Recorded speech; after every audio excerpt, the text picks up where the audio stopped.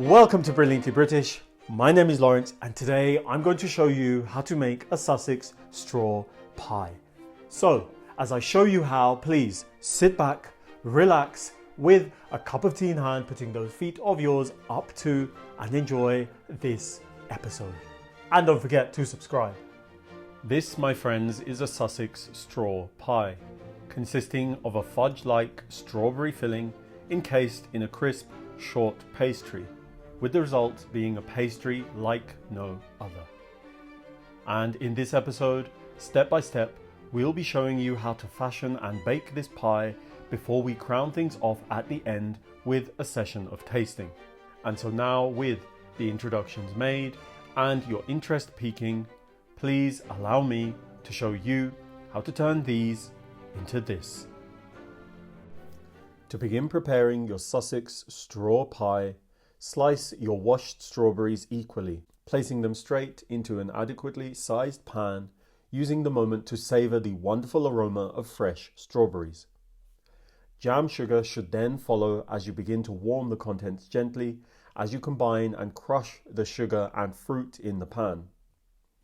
Continuing with the aforementioned steps should encourage the strawberries to release their juices, facilitating the dissolving of the sugar as the contents warm, at which point sprinkle in a pinch of salt and continue to stir as the contents warm over a medium heat. With time, the contents will begin to simmer, with the strawberries beginning to disintegrate, enabling you to relax and stir intermittently to prevent the contents from catching, with the intention being to cook and reduce the contents until noticeably darker and thicker, at which point your source of heat should be switched off, with the pan being momentarily set aside to cool and set slightly, leaving you with ample time to relax and rehydrate with Brilliantly British content in hand, making sure to help us out by liking and subscribing. Thank you. With the jam now cooler, proceed with the fillings preparation by incorporating cold heavy cream before blending to homogenize the jam with vanilla paste and a cornflour slurry at first, followed by the incorporation of butter to finish the preparation of the filling. For the pastry, either by hand or with a food processor, combine flour, white sugar and salt at first, followed by the incorporation of cold diced butter until sand-like in texture, enriching further with the addition of egg yolks before slowly trickling in cold water to bind the ingredients together to form a shortcrust pastry dough. With the ingredients now hydrated, turn out onto a floured surface to be kneaded for 2 minutes, then shaping into a rough bar or log shape, with the dough being divided into 2 and 1/3 sized pieces respectively, before resting in your refrigerator for at least an hour, leaving you with yet more time to relax with our content in hand, making sure to help us out if you haven't done so already by liking and subscribing. Thank you.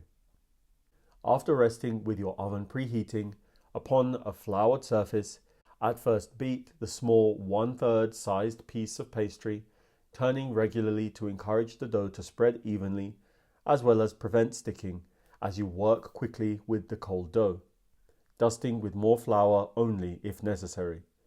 Then, with the dough rolled out into a sufficiently sized sheet, scroll and then carefully roll out atop your baking pan, working quickly there also, tucking the sheet into all nooks and crannies of the pan before docking with a fork to prevent it from rising while baking, with it then being lined with a baking paper sheet weighed down with rice or ceramic beans to bake blind for a short stint at first, to then recall and uncover to bake further, using your rolling pin after the second bake to remove the excesses before setting aside to attend to the top. For the top, once more upon a floured surface, beat out the dough at first, before being rolled out, making sure to rotate often to evenly spread it out. Then, once rolled out to a thickness of 3 to 4 millimeters, lay the sheet upon a tray to then be chilled and rested once more in your fridge for up to an hour. Thereafter recalling after resting upon a floured surface either with a 4-sided template or by eye. Cut out a quadrilateral slightly larger than the diameter of your baking pan, which should then be divided into 5 to 10 millimeter wide strips, either by eye or with the aid of a ruler, laying the strips upon a tray as straight as possible before refrigerating for at least 30 minutes, leaving you with yet more time to relax and rehydrate whilst also binge watching our content. Thank you. After chilling and resting, proceed by laying out half of the strips upon a lightly floured surface, and then taking every second strip and rolling it back on itself, allowing you to place your first strip orthogonally, ensuring that it remains straight as you return the rolled back strips to their original position. For the second strip, repeat the aforementioned steps, with the only difference being that alternate strips should be rolled back before laying the next and all subsequent orthogonal strips in place.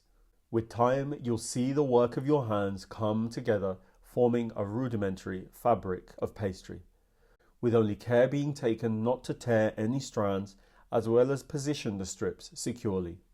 And when finished, pat the pastry down gently by hand or pass over with a rolling pin to secure before transferring to a tray if not already on one, to then be rested in your fridge for at least 30 minutes. With at least 30 minutes elapsing and your oven preheating, recall your pre-baked pie case, into which your strawberry filling should be poured, following on by summoning your chilled woven pastry top, to then be placed atop your pan prior to the trimming away of the excesses, finishing the pie ahead of baking by extracting an egg yolk, with which the pie should be attentively glazed, preceding a dusting of caster sugar before transferring to your oven to bake perfectly, affording you time for a tea break with our brilliantly British content in hand, making sure to help us out if you haven't done so already by liking and subscribing. Thank you. Once baked, the pie should resemble the alluring speckled pie on screen now, which, before consuming, should be allowed to cool down to room temperature, so as to allow the filling to set, before portioning, serving, and relishing. So now, with this Sussex straw pie made and your interest peaking, I think it's high time for tasting, tasting, tasting. Are you ready? Are you steady? 3, 2, 1.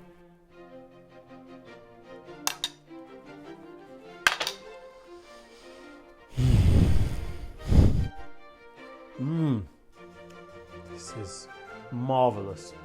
I don't know where to start. Let's start with the outside and work our way in. The pastry is crisp. It is short. It is perfect. It has been perfectly sweetened. I don't think any more needs to be said about it. The filling, the star of this dessert is the filling. First and foremost, it has so much depth to it. It is more or less a strawberry concentrate. That evidence of that fact is the color of the thing.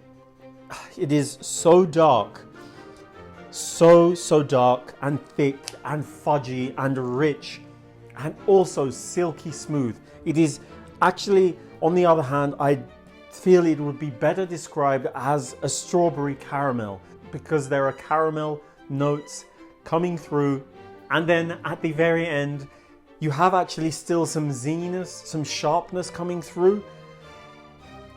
It's beautiful. It really is. It really is. And really, once you're able to achieve this fantastic fudgy texture, because it is just set, you will struggle to find a better tart filling, I assure you. Need I say more? And so, with all of that being said, please, my dear friends, my dear viewers, go out, get the ingredients, make yourselves this Sussex straw pie because, as you're now well and truly aware, it will be worth it.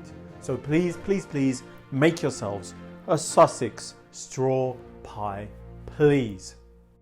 Thank you, thank you, thank you all for allowing me to show you how to make this Sussex straw pie. Knowing that you loved this episode, don't forget to click on the like button, the subscribe button, and the notification button so that you don't miss any of our new releases. Tell everyone, and I mean everyone, that you know about the Brilliantly British food on this channel, and follow us on all of the social media platforms that this channel is on, and I will see you